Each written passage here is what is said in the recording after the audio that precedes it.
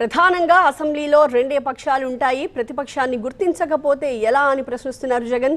175 మందిలో ఒకరికి ఇచ్చినంత టైమే తనకిస్తానంటే ఎలా కుదురుతుంది అని కూడా క్వశ్చన్ చేస్తున్నారు.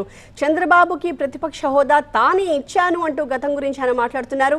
టీడీపీ నుంచి 10 మందిని తమ వాళ్ళు లాగుతాము అన్నా కూడా తానే వద్దు అని వాళ్ళని వారించానని చెప్పారు జగన్. ఎంతసేపైనా మాట్లాడుకోండి అంటూ చంద్రబాబుకి తాను మైక్ ఇచ్చానని కూడా గుర్తు చేస్తున్నారు. అసెంబ్లీలో ఉండేది రెండే పక్షాలు, అధికార పక్షం, ప్రతిపక్షం. ఆ ప్రతిపక్ష హోదా తమకు కాకపోతే ఇంకెవరికి ఇస్తారు అని ప్రశ్నిస్తున్నారు. వాళ్ళంతా అధికారంలో భాగమయ్యారు, ప్రతిపక్షం తాము కాకపోతే ఇంకెవరు ఉంటారు అంటూ క్వశ్చన్ చేస్తున్నారు జగన్. ఈరోజు అసెంబ్లీలో ఉన్న పార్టీలు ఏవి? అధికార పార్టీలు, ప్రతిపక్ష పార్టీ మాదొక్కటే ఉంది. వేరే పార్టీలు ఎక్కడున్నాయి చెప్పండి? ఉన్నాయా ఎవరన్నా? మన ప్రతిపక్ష పార్టీ అనేది ఎవరికి ఇస్తారు? మాకు ఇవ్వకపోతే ఎవరికి ఇస్తారు చెప్పు? ఉన్న వాళ్ళందరూ మంత్రివర్గంలో మంత్రివర్గ సభ్యులుగా మీరే ఉండరు, మీరే గవర్నమెంట్లో ఉండరు, అంతా మీరే రూలింగ్లో ఉండరు. మీరే ప్రతిపక్ష పాత్ర ఎట్ట పోషిస్తారు స్వామి? నాకు అర్థం కావడంలా.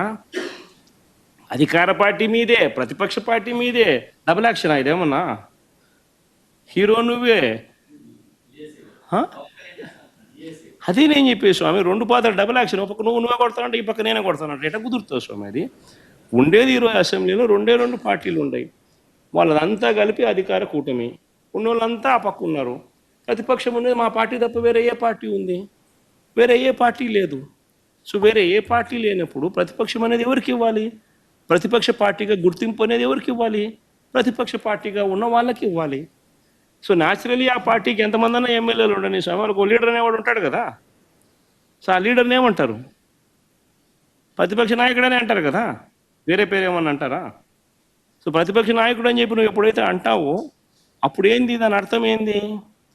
లీడర్ ఆఫ్ ది హౌస్కి ఎంతసేపు మైక్ ఇవ్వాలనో అంతేసేపు దాని తర్వాత స్థానంలో ప్రతిపక్ష పార్టీ నాయకుడికి ఇవ్వాలి.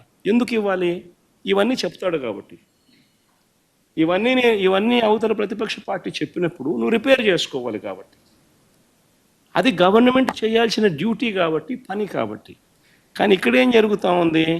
నేను చెప్పనివ్వను, నేను ఎవరి స్వరము విననివ్వను, నీకు 5 నిమిషాల కన్నా ఎక్కువ మైక్ ఇవ్వను అని నువ్వే డిక్టములు పాస్ చేస్తూ ఉంటే ఏ రకంగా అసెంబ్లీలో ప్రతిపక్షం అన్నది మాట్లాడగలుగుతుంది, స్వరం ఇవ్వగలుగుతుంది? ఈరోజు అసెంబ్లీలో ఉన్న పార్టీలు ఏవి?